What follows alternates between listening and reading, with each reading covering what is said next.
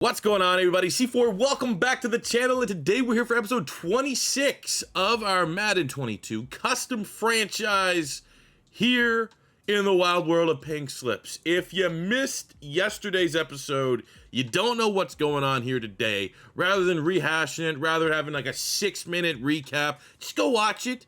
But long story short, basically, after winning the Super Bowl, after defeating the Dallas Cowboys in an epic Super Bowl, and I think it's fair to call it a romp at this point. A romp, that's like a descriptive word from the 60s, but that means it wasn't very competitive. We absolutely steamrolled the Dallas Cowboys. Jerry Jones being typical sleazebag, absolute terrible human being.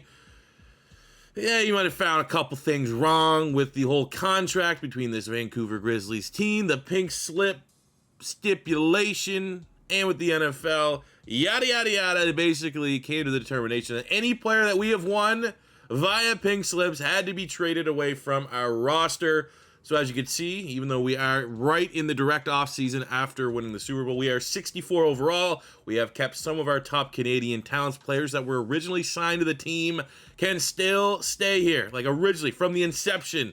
So we still have Chuba Hubbard, we still have Javon Holland, Chase Claypool, Ben St. Juste, Matt Ariza, John Mechie. We have City Shaw, another Canadian. So basically anybody that was drafted or part of original roster is still on our team. And as you can see, my God, not a very good roster, to say the least. Even though we do still have some star talent. We already know Kelvin Benjamin, even though it says he's, what is he actually, a 60, Jesus Christ, he's like a 62. He plays like a 92. So we have that going for us. But we were able to kind of auction off the players that we could no longer house on our team, and we're able to acquire a lot of draft capital for this upcoming draft. We have pick 1, 2, 3, 15, 19, 24, 27 in the first round. 1, 2, 3, 4, 5, 6, 7, 8, 9 day 2 picks. Couple 4s here, couple 5ths to close it out. You know, we're probably not going to be particularly good next season. And all this draft capital is only good if the draft class itself is pretty good. And I don't have a lot of scouting done for this draft class, but because we pretty quickly shifted into we're going to win the Super Bowl type mode last season. So I wasn't as up to date. That's on me. I was caught slacking in terms of scouting some of these college players. So there's going to be a bit of like, let's just see how damn good I can be at drafting, because most of these players, we have a couple guys, like, I did scout corners when we could. We have a couple tight ends here. I was able to scout at the top end because we do have the top 3 picks. We have a quarterbacks here. And like, look, this is the amount of information I have. I have a mid accuracy, and then you can kind of look at the physicals, and of course we got solid throw, but like, there's a very good chance, and I'm going to tell you right now, the 2 top quarterbacks aren't particularly good. We got a throw mid here from Caleb Parks. Decent throw power. These are not descriptive words of guys that are going to come in and be like 77 X factors and stuff like that as rookies. But we're really between a rock and a hard place, so I don't think, we can ignore the quarterback spot. I think we're going to have to make some big-time investments. I'm literally going to like go through every single pick in this year's draft class. I'm going to do that literally once I hit the stop recording button for this little segment of the video. And I'm just going to write down a list of players that from Combine. Like, I don't need a center, but for example, I literally look at Letty Hall, like, all right, 2 good stats. Oh, look at that, first and the 40. Like, I'm literally just going to go through and use the tells that I've learned, that I've shared with you guys on how to try to find the really good draft players. I'm going to have to do it for every single player, and hopefully we can come with a draft board and make the most out of this draft capital. But I can say right now, we desperately need a quarterback, and I'm not seeing a quarterback that, is going to be particularly good. But I mean, you know what? That's kind of the appeal, right? Wouldn't be as, super fun if we drafted Jeremiah Womack or Caleb Parks or whatever, and they were, the second coming to Trevor Lawrence of a quarterback prospect. It'd be a little bit more fun if there's a little bit of grind there. So anyways, we are going to get into this draft in just a second. I'm going to go through some of these players, and hopefully when all is said and done, we get a bunch of plus 70 hidden dev players, and we're going to be able to defend our Super Bowl championship in the 2023 season. So I've gone through and kind of come up with my short list of players that for most of them, some of them we have like at least one attribute, and I'll be like, all right, look, they got like B release, B deep right running for some of these wide receivers. And I was like, all right, we'll toss that there, combined with good combine numbers. But for a lot of them, like quarterbacks, offensive linemen, we just strictly went off the tells for top players. 40, 20-yard shuttle. You know, you look, we got like Arthur Beckham here out of Kentucky. You get the double A's, man. You give me the double A's, you give me a power back, I'm gonna be pretty intrigued. So like, there's some players we do have decent amount of information on. Then you have other players where it's like, all right, we got Rashad Huffman here, who's 6'4", 230. So he's pretty much built. Like, just imagine putting that on the other side of Chase Claypool. We got the B release and 4.29 speed.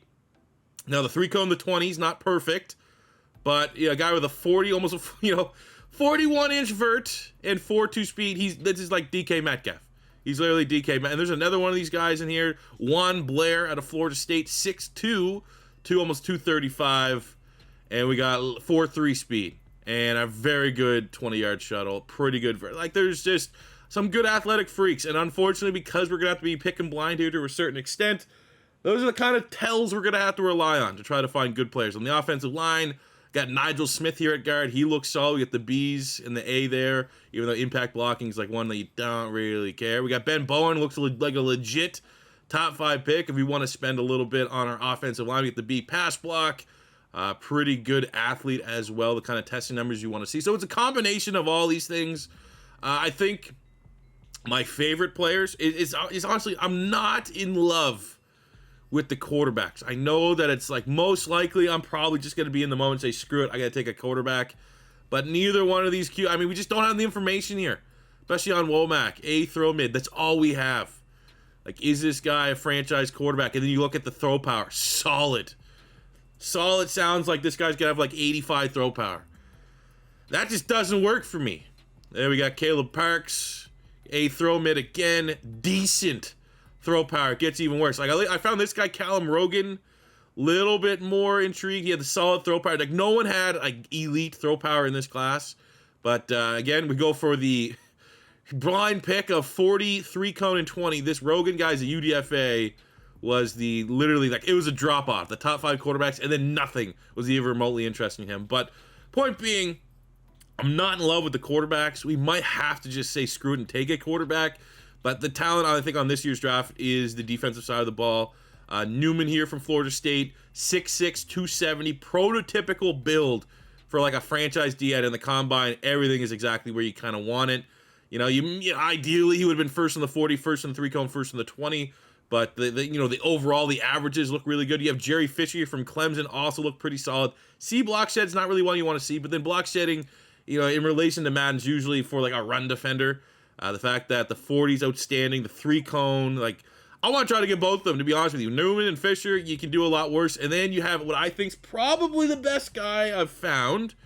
In terms of like, okay, this guy's going to be an absolute stud from the combine standpoint with the C power move. That's fine. He could be a finesse specialist. 6'6", 309, Caleb Gary, defensive tackle, first in the 40, first in the bench press. Like, literally, it's just like, what do you want? Everything is there. 3 cone could have been a little better, but I think he's probably, like, you're dealing right there with the highest overall player in this draft. If I had to guess, and we're still picking blind here, we had Hankins there, top 5 talent as a pass rusher. I mean, we currently are still in a 3-4 defense. So the B block shed, B pursuit combine is a little disappointing. Like, it doesn't, like, I will say the top 5 players don't really look like they're going to end up being like the top 5 true talent. Corners really deep as well. I mean, we could probably build our secondary, around Ben St. Juste in this draft. We have Gaddis, Davis, Ford, Kelly, Peck, Dupree, Whitfield, and, a little bit later. I think all those guys are going to be probably in the 70s for corners. They tick off a lot of boxes from a combine standpoint. Going into the second, there's a couple, safeties. We don't really need immediate upgrade because I think, you can kind of get by with Javon Holland being the ace in that safety pairing. But you got Nick McNair here from Texas.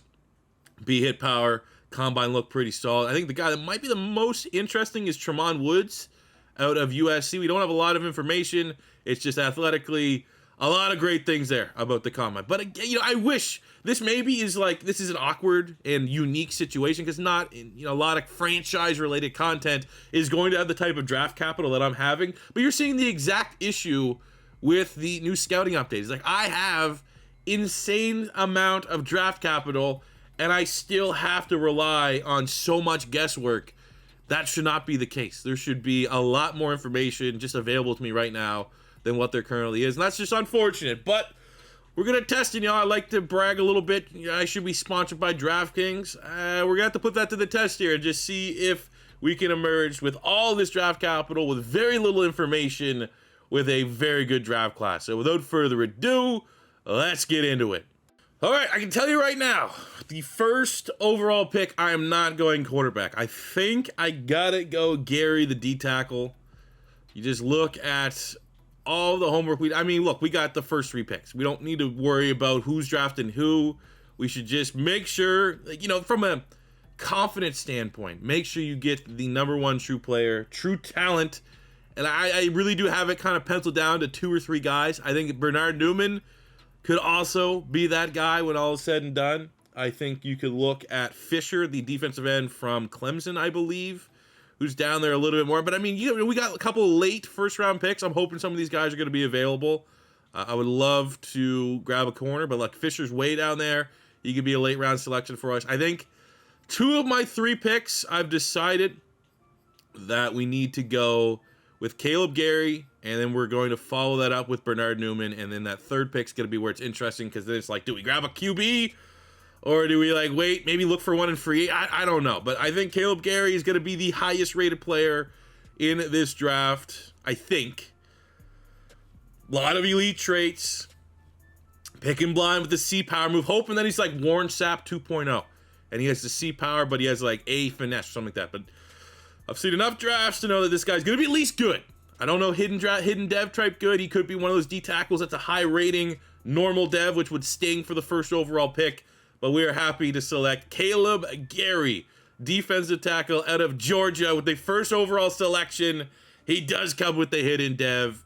Brings us some versatility too at 6'6", 309. If we decide that once our draft haul is complete, that we want to stay with the 3-4, I mean, you just easily slide that guy out there to D end, one of the D end spots. So 94 strength. I'm excited to see the rating, but that is all you can ask for your first pick. Second pick, we're back on the clock again. I think we're gonna grab that D end. I'm not gonna change up kind of where I wanted to go. We're going all in here on the defense, and we are going to select Bernard Newman. Now the question again comes, like, is he going to be able to stand up? If we decide to stick with a 3-4, I mean, 6'6", 270 is probably, you know, we could go through an offseason trade program. Maybe he throws on 10 pounds, 6'6", 280. That can be a 3-4 defensive end. It just, he looks dope, man. Really, really good player. Let's go, Bernard Newman. Normal dev, not what you want to see. We hit it on the first one. Second one, not so much. It looks like a tremendous player, though. I fully expect there to be a high rating attached to this, but normal dev would have been beautiful for the first 3 picks to hit on 3. It would have been great for all of our first round picks to hit on hidden dev players. And I think we gotta go QB. Womack, as much as there's just you're kind of picking blind here, when are you not? You know, there's just as much as I don't think he's going to be great, there's also just as much chance that he's going to be fine. We got the A trucking, so he has a little bit of, even though his combine wasn't particularly bad, looks like he has a little mobility to his game. And I just feel like if we don't grab a quarterback, we end up getting a couple more normal dev defensive players. You're going to be like, why didn't you just grab a QB? So at least we didn't pick him with the first overall pick. Number 3 in the draft, new quarterback for the Grizzlies, Jeremiah Womack. Hidden dev, look at that. We got 87 acceleration, 92 change of direction, 81 speed. Kind of a weird athlete. 89 throw power. That's actually not bad considering he had decent in the throw power. All right, and we got the hidden dev. That's all you can really ask for a QB. So we're back on the clock. Pick 15 and 19. I think the board is definitely falling the way that we would like it to. I've been crossing off the names from our short list here. I got a piece of paper. The DN market got absolutely smothered up. 1, 2, 3, 4 DNs have gone since our last selection, which kind of sets up for one of our last targets that I really think we should go for, at least right now, in case the run on DNs continue, and that is Jerry Fisher here out of Clemson. Feel like that's where we got to go here, fellas. You got to build that pass. I mean, wide receiver. Some of the wide receivers are still up there. The guy that was pretty much DK Metcalf just went, I believe, to the Pittsburgh Steelers. That we definitely were considering. Huffman still have some decent ones, but again, like Blair, Wynn, we might be able to get those guys a little bit later. And ultimately, you look at our wide receiver room. We have Claypool and John Mechie. Like, I can rock and roll with those as our 2 primary targets here next season, and then we fill in with one of these guys a little bit later. So, I mean, look at guys that are still available. We do have Chris Riddick on the offensive line, but again, no rush. You know, we still got plenty of first-round draft capital to go that way. Nigel Smith as well on the O-line. I would love to get one of those 2 guys. Maybe look at that the next selection. I'm just more so worried the run on pass rushers. You know, another fact is that there's good corners, but there's still plenty of corners that I think could suffice. But this is really the last edge rusher. We needed 2 edge rushers. So, Jerry Fisher, our last one that we picked. Newman did not have a dev trait. Would be nice if Jerry Fisher could kind of, you know, maybe even lower rating. Give me a dev trait here as well. Let's go. Jerry Fisher out of Clemson, and it is a normal dev for Jerry Fisher. 85 acceleration, 84 agility, 83 speed, 80 strength. Damn. All right, pick 19. We wanted to go on the offensive line. Unfortunately, the guard just went. Nigel Smith went, so it kind of makes it a little easier for us. I think we go with the last first-round projected tackle, and that is Chris Riddick out of UCLA. 6'8", 340 pounds. Gigantic human being with sub 540. Those are the traits you can kind of game on. Please don't be normal dev. We need a couple more hidden devs here. Chris Riddick, hidden dev, franchise left tackle. Let's go. Back on the clock, we got pick 24. Then after this, pick 27. Let's go back to our favorites list that we're kind of working off of here. What do we got we got Juan Blair as a first rounder. We have Cooper Hayden as a tight end. Oh my God, I just don't feel like we can go get Eddie Hall at center. He's gonna be pretty solid. I mean, this is where we can really start to build up our offensive line. I mean, you still look at some of the top corners that are available, and there are some dudes. You know, you got Brandon Davis. More so, we could look for another outside guy to probably pair with Ben St. Juste. You got Brandon Davis here, 6'3". The combine's not the best, though, for me to be like, that's clearly where we should go. We got Nick Ford. We got the B-Press D-Zone C-Man. A little bit better of an athlete. We got Dylan Kelly, 5'10", more of a zone guy. That's his best attribute, and we don't know actually what it is. Combine, very good there. We have Alani Peck from Penn State. I'm going to guess he's a pretty damn good athlete. BCC. I'm going to need the... What do we got going in the round 2 here? Whitfield, a couple Ds. Like, you're going to... Right at this point, you're just like, these guys are good athletes. They should be good football players. We got Nick McNair there at safety. He could be a solid fit for us as well. I'm just thinking it's got to be a home run. I mean, we could go McNair. Still plenty of depth there at corner. We got Eddie Hall at center. We got A, impact, B, awareness. Combine's exceptional. Do you really go center in the first round? You got Cooper Hayden at tight end. Like, I'm very intrigued by a tight end that comes with A, deep route running, and the type of combine Hayden has. Like, maybe we go 2 tight ends. Him and I just think we got to go BPA, man. We got to go best players available, and we got to just stack talent at this point. And Cooper Hayden, hidden dev out of USC, 91 acceleration, 83 speed, tremendous birth, tremendous athlete. You got A, run block finesse, kind of looking like a complete tight end here. You know, picking him over a safety or a center, maybe I was worried maybe that would come back to bite us in the ass, but the hidden dev, I think we could survive with that. And I will say this: no disrespect to Kelvin Benjamin, he's been important to us, but the fact that he just got hit with like a 4-point regression over this offseason, the novelty, there's only so much you can do with a player that's just father times destroying him in Madden. Cooper Hayden is the successor. And with our final first-round pick at pick 27, that center's still there.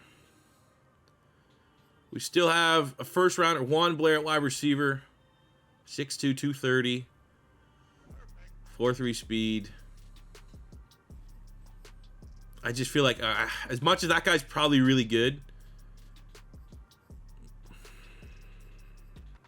I think I'm just gonna say, I wonder if we'll be able to get that center. The optics of taking a center in the first round. It's like, really, can you spend your money a little bit better? I mean, you look at the safeties here, Nick. I really do think Woods will probably be the better of the safeties with that combine. But he's not first round. What is he? Second, third round? Third, fourth round. Like, that could be our value pick there. So we can go that, because you only need one safety. Because we have Javon Holland there. So, like, if we can grab our safety here, like, you know, third, fourth round, we can get him in the second round if we want late second. We still need corner help. I mean, is Gaddis really, like, do we just say screw it and get the best athlete? 4.4 speed. I mean, there's nothing really home run about him. As much as I'm sucking up time in this video just talking over these. Gotta make sure, man, we're building our team here.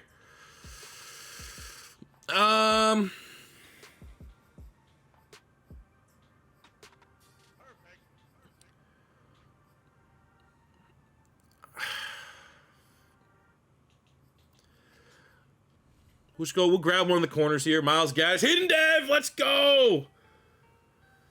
It's a slot guy, so we're gonna have to play him in the slot. I'm not gonna get torched with him on the outside. So we have, you know, Ben St. Juice is corner one. Gaddis will come in as slot corner. Again, there's a value, right?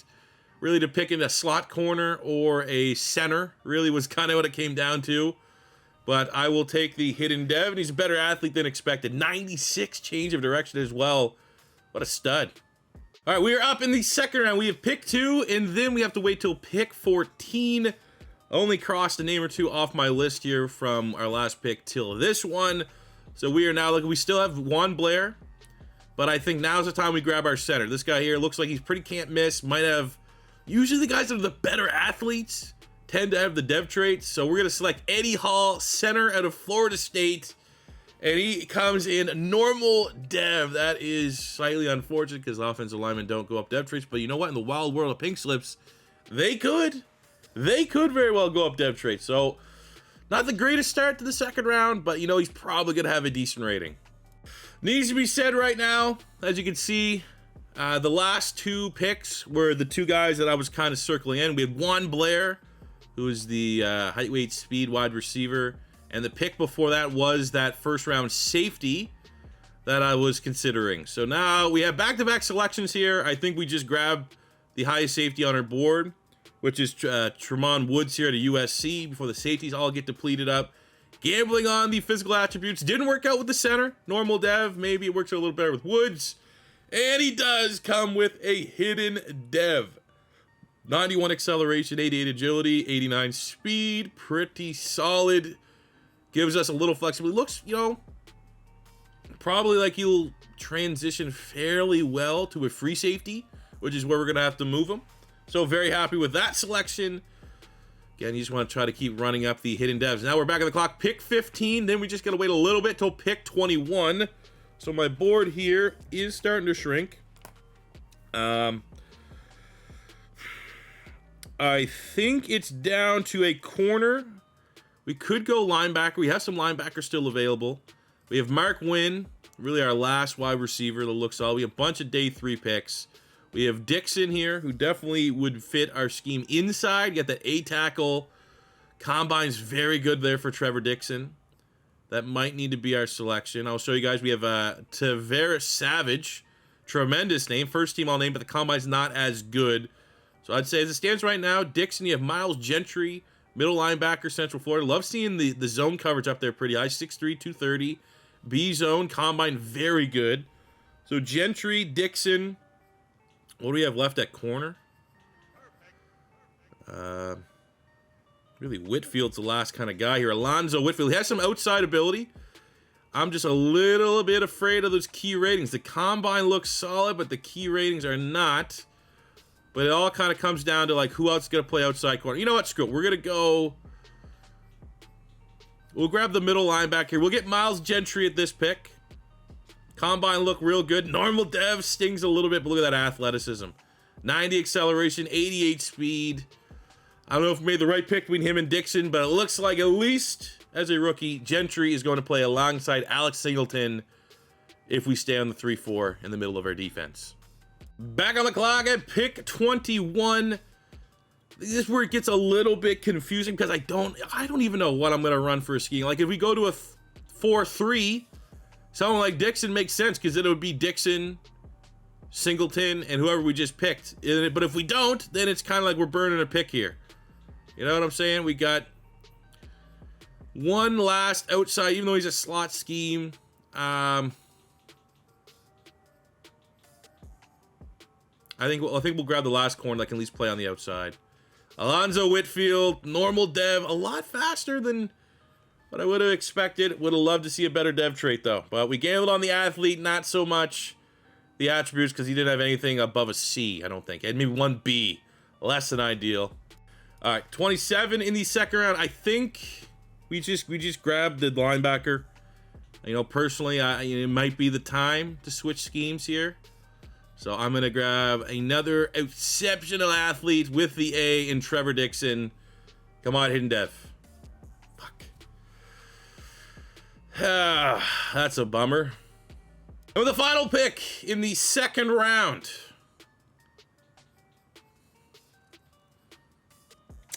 Kind of, our board has kind of, you know, swelled. We don't need another linebacker. I'm done with guys that are second round grades. So then going to the next best 3 or 4. We don't need another running back. We have Chuba. Even though Beckham was good, I have him there in case he slips a little bit. Maybe we go Mark Wynn. You know, day 3, there's some guys there. We don't need linebackers. We don't need another safety. So I think we grab a wide out here, looking for our third wide receiver. Probably someone that can play on the outside. I think we can survive with Claypool on one side, Mechie in the slot, the D route run. Maybe put this guy in the slot. He's just fast, speed kills. It's a pink slip selection. So let's draft Mark Wynn out of Oklahoma State, normal dev, but he's coming with an outstanding 95 acceleration, 95 speed. I think it's time to go on the O-line now. We got pick 9 in the third round. I think we'll just go with the bet. We got Paul Buckley, who has B run block, 32 reps on the bench, top 5 in the athletic testing. Centers are center. We can pretty much be flexible. We have C run block. This was just more so the combine looked good for Rod Barnett. He can kind of wait. We got Ray Jones at guard. He has A pass block. Not as good of a combine, but 34 reps on the bench press. He's actually probably going to be the selection. Then we got Lorenzo Riddick, 6'5", 315, so it gives you a little bit more size to maybe kick him to a tackle spot. Combine also looks pretty good. Like, there's a chance we can get all these guys. But I think we'll go Ray Jones here. Clemson. Let's see it. Hidden dev, let's go, baby! Needed that. Ray Jones, guard out of Clemson.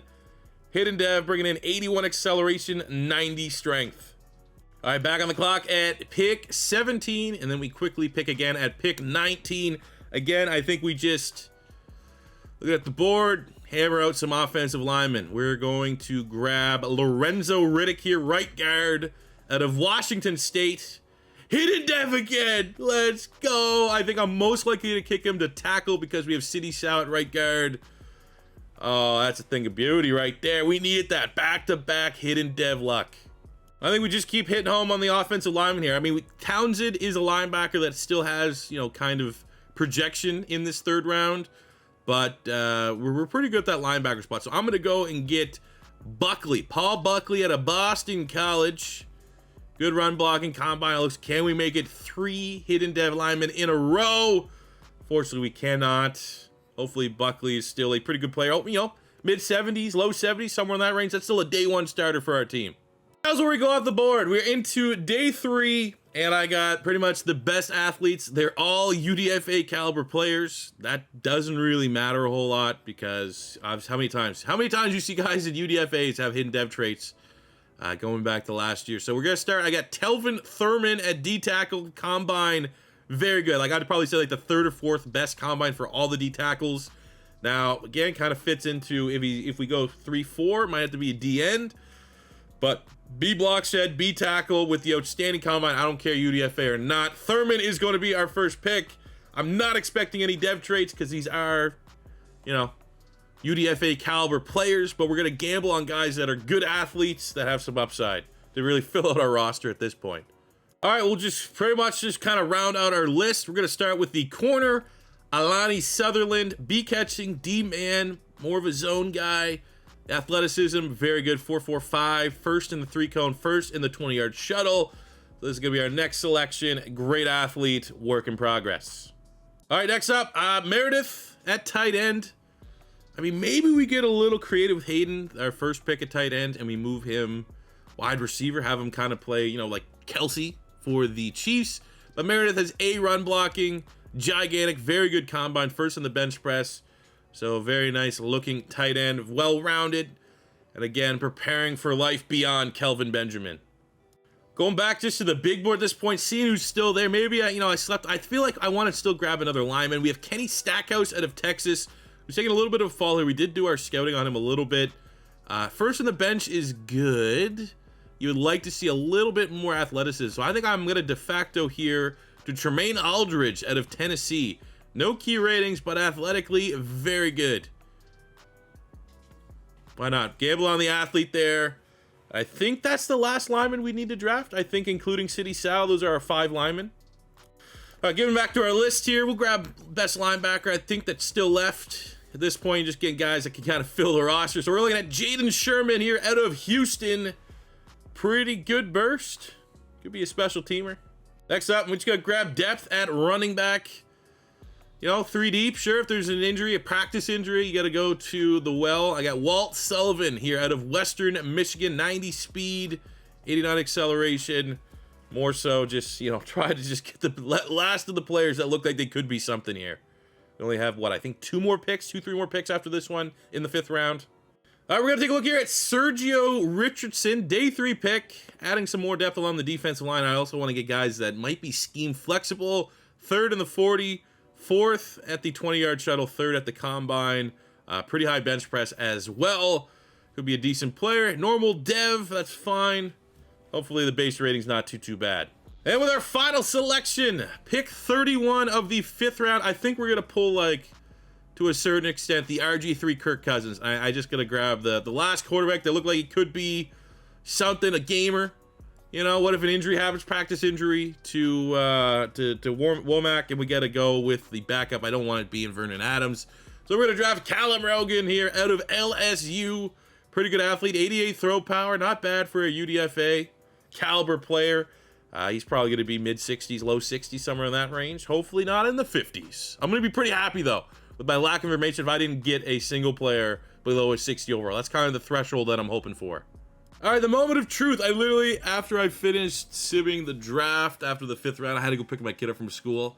So it's literally just been sitting here. I have not looked at the draft recap. I'm excited. We did get a bunch of dev. I will say maybe not as many hidden dev players as I thought I was going to get, but I'm very happy with the haul. But now we get to see just how impactful this draft class is. We got our 9 overall points. We started as a 64. We finished as 7. I think we were 64s across the board. And we finished 73s across the board. So going up plus 9 from just one draft class. I'm pretty damn optimistic about the caliber of player that we have drafted here. I mean, we had premier draft picks for the most part. So I'm not going to be sitting here saying, look how good we did. We had a lot of hot premier picks. But, oh my God. Okay, things got a little weak down the stretch. But we got some players here, man. Like a lot of 70s. A lot of guys that are very intrigued. So we started in the 1st round. We got Caleb Gary, who's 76, hidden dev trait.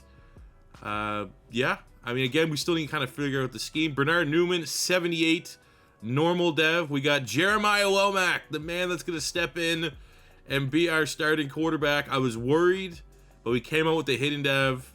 89 throw power, 80 deep, 83 mid. Short accuracy could be better. 88 throw on the run. Like, he does stylistically kind of fit as a quarterback that I would use. He's the 32nd ranked quarterback in the NFL.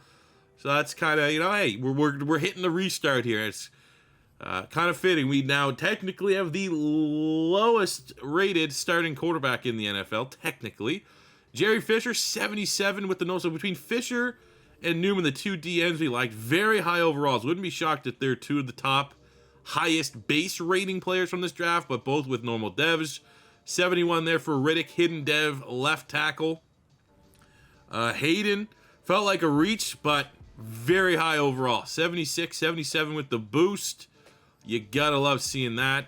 Again, another player we might have to get creative with, find ways to get him the football. Gaddis, the slot corner, hidden dev, 74. A little bit older, but we actually do have, slightly on the old side here. You don't get, you got, Riddick's 23, Gaddis is 23, Eddie Hall's 23. He was a normal dev center. We got Woods at safety. This was a guy, probably out of all the players, the one guy that was like, I think he's going to be good, diamond in the rough. Like, he was projected to go 3rd, 4th round, was Tremont Woods. He looks like an absolute beast, big-time hitter, good pursuit, good tackling. Even though I think I'm going to convert him to... then again, I might keep him at strong safety and look at moving Javon Holland to free safety. Gentry, middle linebacker, 73 normal. We got Whitfield, 70. I love just racking up the 70+. We got Dixon at linebacker. He's 74. We got Wynn, who's 72. The 95 speed, 95 acceleration. Don't really care about the dev. White Lightning. Love seeing that. He's going to be maybe the guy that could take over for Ricky Prohl. That moniker. Ray Jones, 71. Hidden dev guard. We got Riddick, 70. Hidden dev guard. Could maybe get flexed out to right tackle. Buckley, their normal dev. Thurman, 70. This guy was UDFA. Telvin Thurman was a UDF grade. He comes in, I mean, obviously, normal dev is what it is, but 72 normal dev, that is a diamond. Sutherland, not so hot, 64. 66 for the blocker, Meredith. 62 for Aldridge, who actually wasn't on our short list. I will say that our lowest pick was the guy that I just kind of... Richardson and Aldridge for sure were two guys that I didn't even have... kind of picking blind, if you will. And they're both solid players. And then Rogan, the backup quarterback, 65. Not too bad. It kind of fits in line with Womack, stylistically, so that hopefully the offense, if there's ever an issue, can keep on rolling. So what I am going to do now is I'm going to kind of set our lineup, change some of these positions around, and we'll end this video with what the Vancouver Grizzlies going to look like ahead of the 2023 season. But overall, very good draft class. Let's kind of see where he stacks up. Like, did we miss out on anybody? Gary's... okay, so a running back. Jonathan Sears, highest rated, and he has a hidden dev, but we just didn't need a running back with Chuba Hubbard. So that's fine. So we got Newman, Fisher, Gary. So we got picked. We got in overall, we got number 2, number 3, number 4, number 5. Sullivan was on our short list. Number 7, Blair was on our short. Like, we weren't getting tripped. This guy, Hoffman, was probably the one guy that I kind of hope we could have made it work, because he is essentially DK Metcalf, 6'4", 230. I do actually want to take a sneak peek at his rating, because he was, out of all the guys that we decided not to select, okay, it's only a startup, that's not too bad. He was a guy that we never really considered, because wide receiver was not one of our bigger positions in need, but it was incredibly intriguing with his skill set. Nigel Smith was a guard that we were interested in. Was he hidden def? Just normal. Okay. Talked about him a little bit. I mean, we did just really... Dick Hankins was maybe one of the guys that we passed on. He was a projected top 5 pick as a pass rusher. I just wasn't overly impressed with the combine. That's all the information we had. He's normal dev. Not a bad player at all, but I'm kind of glad we went against that grain. There's not really anything. I mean, I said Dante Dupree had a tremendous name. He rolled off the tongue, but he's 73 normal. I think ultimately Nick McNair, I mean, he was a safety we discussed. He's normal dev as well. I think all in all, it does feel like this was a little bit of a lighter draft class in terms of insane players. Like, sometimes you get guys, like there's that glitch running back that comes every now and again, generated. That's like 85 overall or something crazy like that. But very, very happy with our draft class. Very happy with it. So we're now here at the preseason. I think I'm just going to sim through the preseason. And that's not like traditional Pink Slips where we start the preseason and, off a cupcake team and you want to try to like maybe get some free agents. It's just preseason is what it is. Just want to get through it healthy.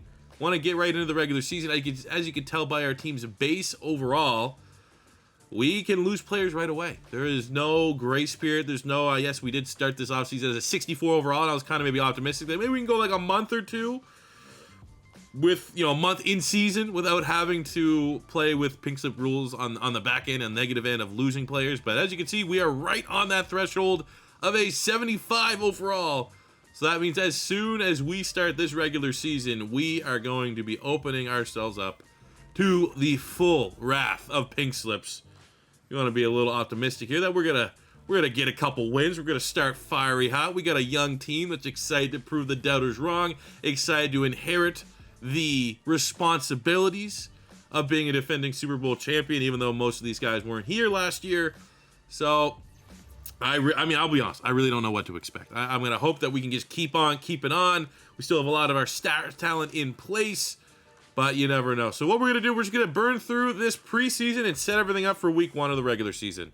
So the last piece of business ahead of the regular season is setting in stone for week 1 our team captains. If you're not overly familiar with Pink Slips or you need a refresher, basically our team captains are players that cannot get poached away if we lose the game. And with our influx of talent that we had coming in from the draft, we're going to need to change things up here just a little bit. So I think we definitely go Chuba, we definitely go Javon Holland and Claypool. Those are our first 3. I then de facto here to Ben St-Juste because you can remember we have invested in him. He's Canadian, which fits the identity of the squad, but the fact that he's coming in 96 zone coverage, I think he's going to be a lot better than just completely, writing him off because he's on the normal dev trade. So I think he deserves one. That could be open for interpretation. And again, if you guys strongly agree or disagree, more so if you disagree with our team captains, I will be looking through the comments before I record the week 1. So if you want to have your say and you think we should switch it around, let me know. But as it stands, those are our first 4. Our remaining 2 team captains. One, I'm going to slap on Caleb Gary, number 1 overall pick, 76 hidden dev. Kind of got to do that. Plus, we're just really gambling and we're hoping and we're optimistic that some of those hidden dev players that we've drafted are not just stars. We're going to have some superstar potential. So that kind of leaves things up for the last spot. I mean, we have Newman and Fisher, 2 of the top players from the draft class, but they're both on normal devs. So as it stands right now, their ceilings are kind of limited. We have that final one here on Mechie. Well, I like Mechie, much like St-Juste, kind of fits the identity. The Canadian, he's dev trade, he's proven a little bit. We know what we're getting. But, you open that up to, you have Hayden here. Does he have a higher ceiling? Does he have a better dev trait than just normal dev? Like, there's a chance that we lose. These teams are going to be looking at some of our top rookies and trying to pluck it away. Like, you look at the identity of our Grizzlies team last year. How many rookies did we steal away from teams? We had Thibodeau. We had Aiden Hutchinson. For a point in time, we had Evan Neal. Like, pretty much all the blue chip players that we are getting excited for and hyped for in real life in the 2022 draft class, they found their way onto the Grizzlies because we knew we wanted to poach those types of players. Now that we're starting this season as a team that can be exposed to losing players, like a lot of these top teams, they beat us, they're going to be looking for those players. And it's just, unless somehow, some way this team is God mode, we're going to lose some of these hidden dev rookies before we even see what they are. So it really, really, really opens itself up to being like, God damn. I mean, I think, point being, just to set our team captains in, I think you got to put it on the quarterback, right? Like, what if Womack's superstar and we let that walk? Like, I feel like for the time being, you just got to protect the valuable position. So we're going to protect our quarterback. We're going to protect the number 1 overall selection. But my question now comes to this. This is an element of strategy. This is where I still think it's probably just best to play it safe and protect our star players.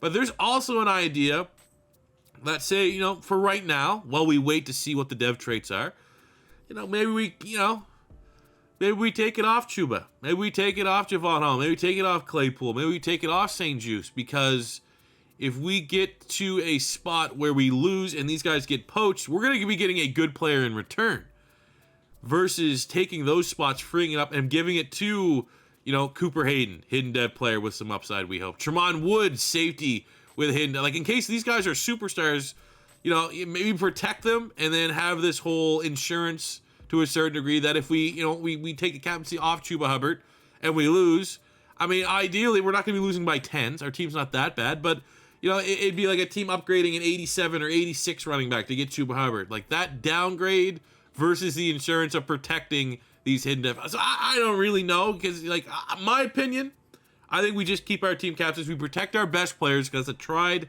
tested, and true method here in Pink Slips. Hope to God we don't lose bad enough that we lose some of our hidden dev rookies and just kind of play with fire there, because it'd be dumb for everything I just said about maybe taking the captaincy off our top. It'd be dumb if we take, like, for example, we take the captaincy off Chuba Hubbard and we protect Hayden, and Hayden just ends up being a star dev tight end. And we just like, oh, well, we lost our superstar, but hey, thank God we protected a guy that's, you know, a solid rookie, but not one of the best players in the league. So that'll be up to you guys. Plenty of ideas, plenty of strategies for how to best set our team captains. But my plan is, unless I get some serious convincing, we just keep protecting our best players. But I really do think after these three, after Chuba, Holland, I mean, we could take it off St. Juice and give that to the tight end. We could kick it off St. Juice, give it to our safety. We could just protect for the dev trait, protect for the upside. You gotta remember, you know, Gaddis here, another corner. He has a hidden dev trait. He could get poached away on top of a bunch of our linemen, which, you know, for linemen, yeah, they are what they are. But you never know. You might get a superstar lineman here between Ray Jones, who has the dev trait, and Chris Riddick has a dev trait. And at right tackle, Riddick, the other Riddick. Do they both Riddicks have dev? Are they related? Am I just putting? We have Lorenzo Riddick. We have the Riddick brothers. They're going to be the second coming of. Oh, I can't brain fire on this one. Remember the Eagles had them. Sean Andrews and Stacey Andrews on the offense. To the Riddick brothers. Wow, my bad for not connecting that right now. But this is the offseason, fellas. We had a crazy draft. Sets up everything for episode 1. We open up at home against the Colts, on the road against the Browns. Another just quick fresh up. This is where our team stands. We got the Riddick bros on either side of the O-line. Brought another hidden dev guard, City South, hidden dev tight end. Brand new quarterback. Familiar faces at wide receiver. D-line. You know, not a lot of dev traits is what it is. You can only get there's only so many hidden dev players available in a draft. But I'm really excited. I want to see what this team can do. I think we have enough that we can rely on a run game. I think we're going to win some games. I don't think we're going to make the playoffs this year. But you never know. We strike gold. We win a couple big games. Add a couple big-time players. You never know where we can go. So let me know in the comment section below how you guys felt with the draft. Do you think we did a great draft? Do you think it could have been better? And also who you think our team captains should be. Do you think we stick with the tried, tested, and true method of protecting our best players, and then we have those last two for the #1 overall pick and our new quarterback? Or should we change it up? Let me know. But thank you guys very much for watching. As always, your first time stopping by, don't be afraid to hit that subscribe button, smash the like button if you enjoyed. And honestly, we might just have 3 straight days of Pink Slips. I really want to get right into the regular season here. So I may see you back here with another episode of Pinks for tomorrow. But until then time, it is C4 saying peace